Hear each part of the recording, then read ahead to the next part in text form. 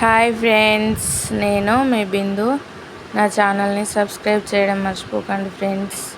ఈరోజు టమాటా రసం ఎలా చేయాలో మనం ఈ వీడియోలో చూద్దాం. ముందుగా ఒక 4 టమాటాలను తీసుకొని వాటి వెనుక వైపున ఉండే వాటిని తీసేసి ఒక 4 టమాటాలకు ఇలా ఘాట్లుగా పెట్టుకొని ఒక గ్లాస్ వాటర్ పోసుకొని ఒక 5 మినిట్స్ స్టవ్ మీద ఉడికించుకున్న తర్వాత ఉడికిన తర్వాత చూడండి ఎలా ఉడికాయో. వీటిని వేరొక బౌల్లో వేసుకొని పొరనంతా తీసేసుకొని ఒక మిక్సీలో వేసుకొని మిక్సీ పట్టుకోవాలి. లేదనుకుంటే మనం చేయితోటే మెత్తగా చిదుముకోవాలి. చిదుముకున్న తర్వాత ఒక మీడియం సైజ్ నిమ్మకాయ అంత చింతపండును తీసుకొని దానిపైన గుజ్జును తీసేసి ఆ రసం అందులో పోసుకోవాలి. మనం రుచికి తగ్గట్టు ఒక గ్లాస్ వాటర్ పోసుకోవాలి.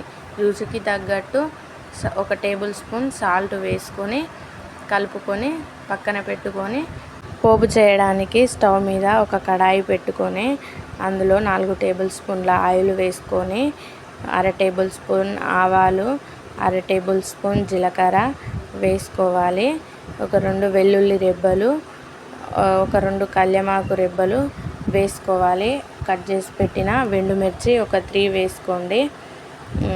కట్ చేసి పెట్టిన 4 మిరపకాయలు, ఒక ఆనియన్ కట్ చేసి పెట్టి వేసుకొని మగ్గినాక ఒక 1/2 టేబుల్ స్పూన్ పసుపు, 1/2 టేబుల్ స్పూన్ అల్లం వేసుకొని పసుపును అల్లం గోలినాక అందులో టమాటా చారు వేసుకొని ఒక 5 మినిట్స్ మసలనివ్వాలి.